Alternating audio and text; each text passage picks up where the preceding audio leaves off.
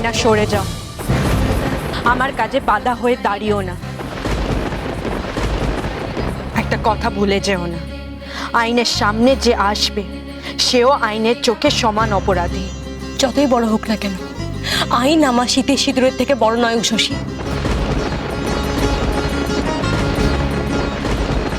আমি আগেও দেবলকে বাঁচিয়েছি, আর যতদিন বাঁচবো আমি ওকে বাঁচাবো। ডায়না ওঠো, ওঠো ডায়না।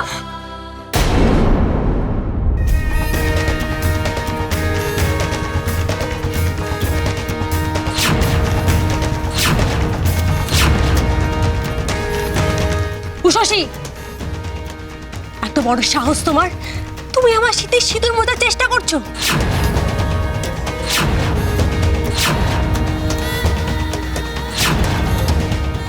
খবরদার বলছি, আমার শীতের সিঁদুর মোছার তুমি চেষ্টাও করবে না।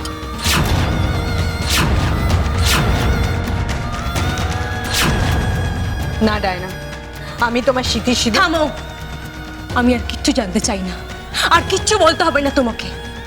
দেবল আমার স্বামী, আমার ভালোবাসা, আমার অস্তিত্ব, আমার সন্তানের বাবা। তাই কোনোভাবে আমি ওর ক্ষতি হতে দেব না, ব্যাস। ছি ছি দেবল, ছি! এত অধঃপতন হয়েছে তোর, হ্যাঁ? তুই এত নিচে নেমে গেছিস? কি হচ্ছে কি এসব? কখনো মায়ের কোলে যাস তোর অন্যায়ের প্রশ্রয় পেতে, কখনো বউকে এগিয়ে দিস। তুই কি মানুষ রে? হ্যাঁ, তুই পশু হয়ে গেছিস, পশু। মানছি বাবা, আপনার ছোট ছেলে ভালো নয়, ও একের পর এক খারাপ কাজ করে পার পেয়ে গেছে।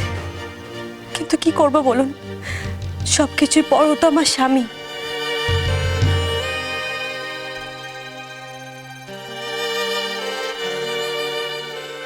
সাবাস, ড্রামাটা ডায়না ফাটিয়ে করছে, অসাধারণ। ভাবতেই পারিনি যে ও এতটা করতে পারবে।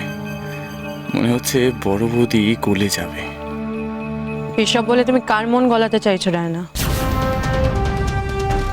আমার মন? পারবে না সেটা করতে, কারণ আমার সবকিছু মনে আছে। আমি তোমার মতন সব ভুলে যাই না।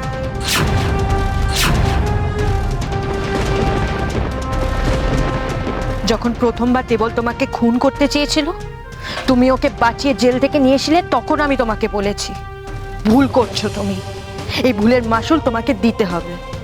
আর সত্যি তাই হলো, তার মাসুল তোমাকে দিতে হয়েছে, হচ্ছে। আবারও বলছি ডায়না, একের পর এক ভুল করে কেন নিজের জীবনে বিপদ ডেকে আনছো? কেন করছো এরকম? ভুল আমি করিনি উষসী, করছিও না। বিয়ের সময় মন্ত্র পড়েছিলাম, বিপদে আপদে আমি আমার স্বামীর পাশে থাকবো, কোনো কিছুতেই ওকে আমি ছেড়ে যাব না। তাই আমি আজ আমার প্রতিজ্ঞা পালন করছি, আর তুমি আমার বাধা হয়ে দাঁড়াবে না।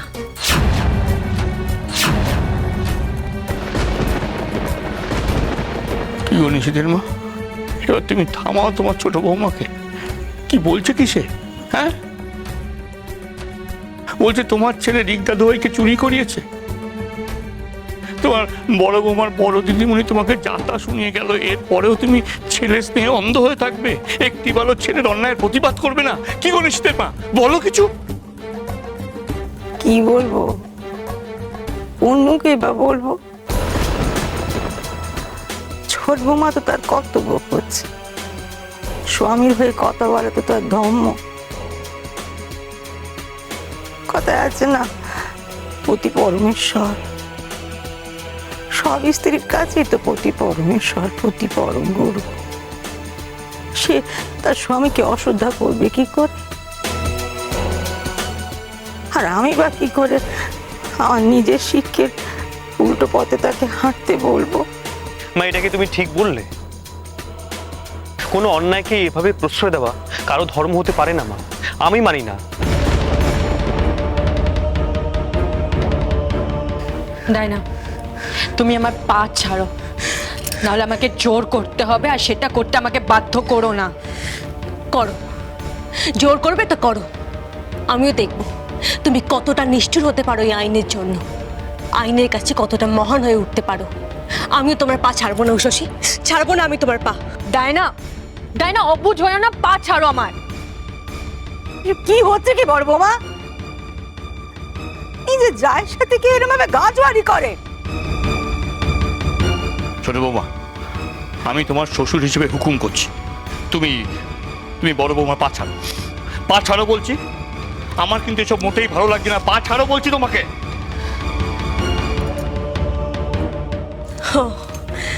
সত্যি তাহলে বাড়িতে সবাই একজোট হয়েছে?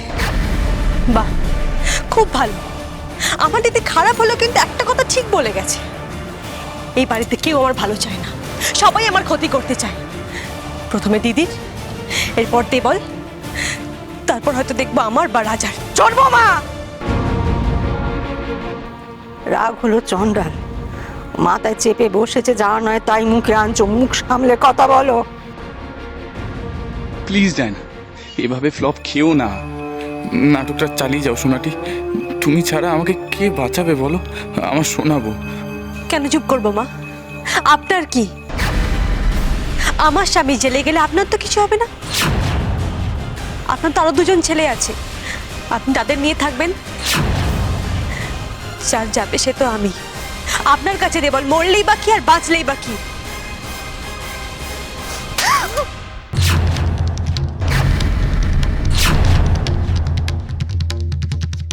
খবরদার, বেশি বার বেরো না। আমার ছেলের মৃত্যুর কথা আমার সামনে যদি আর বলোছো না, আমার যে খারাপ আর কিচ্ছু হবে না। তাই এই আপনার ধর্ম মা? এই আপনার শিক্ষা? আপনি শাশুড়ি হয়ে ছেলের বউয়ের গায়ে হাত তুলছেন? দমে দোহাই দেবে না তুমি। তুমি এই কাজ করতে আমায় বাধ্য করেছো, আর দ্বিতীয়বার এই কাজ করতে আমায় বাধ্য করো না তুমি। আর আমি তো সব জানি, আমার ছেলে যতটা দোষী, তুমি কিন্তু কম দোষী নও। আর যদি বড় বৌমা তোমাকে জেলে নিয়ে গিয়ে পড়ে না, আর কিছু বলার থাকবে না। অন্তত যদি পড়েও, আমি তো বাধা দিতেও যাবো না। ঠিকই তো বলেছো, বড় বৌমা পারেই তো। ছোট বৌমাই তো সব কিছু জেনে চুপ করেছিল। কেন কেন বলো দেখি, তোমরা সংসারে আমার এমন ক্ষতি করছিলে? হ্যাঁ কেন? আমি এসবের কিছু জানতাম না বাবা। আপনার ছেলেও আমাকে লুকিয়েছিল। আপনার ছেলে আমার ভালোবাসা, আমার বিশ্বাসের সুযোগ নিয়েছিল।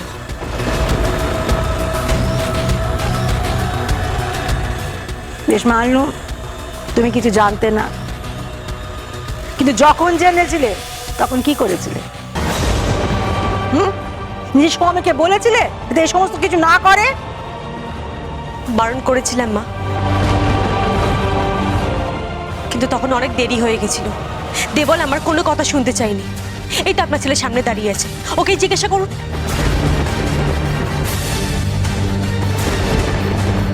বাহ, কি সুন্দর, আমার বাড়িতে এত কিছু ঘটনা ঘটে যাচ্ছে আর আমি জানতে পারলাম না। যদি কিছু হয়ে যেত, যদি বড় বৌমার কিছু হয়ে যেত। না মা, মা তুমি এমন করে বলো না, আমি সহ্য করতে পারছি না। উষসী সুরক্ষা নিয়ে যখন দেবল টানাটানি করেইছে, ওকে তো আর ছেড়ে দেওয়া যায় না। দেবলকে এর মূল্য চোকাতেই হবে।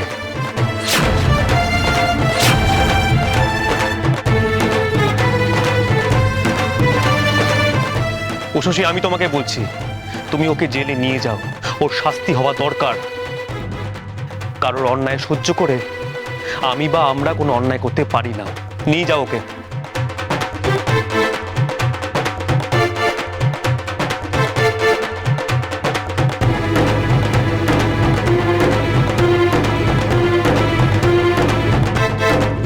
আচ্ছা শশী, তুমি তো এত আইন মানো, এবার বলো তো তুমি কোন আইনে আমার স্বামীকে অ্যারেস্ট করছো? অনেক কারণ আছে, শুনতে চাও? শুনতে চাই বলেই তো জানতে চাইলাম। অপরাধীকে শেল্টার দেওয়া, অপরাধীর সাথে থাকা, এগুলো কি যথেষ্ট না? আরো শুনতে চাও? দরকার নেই আর, কারণ দেবল এসব কিছু করেনি। তোমায় আমার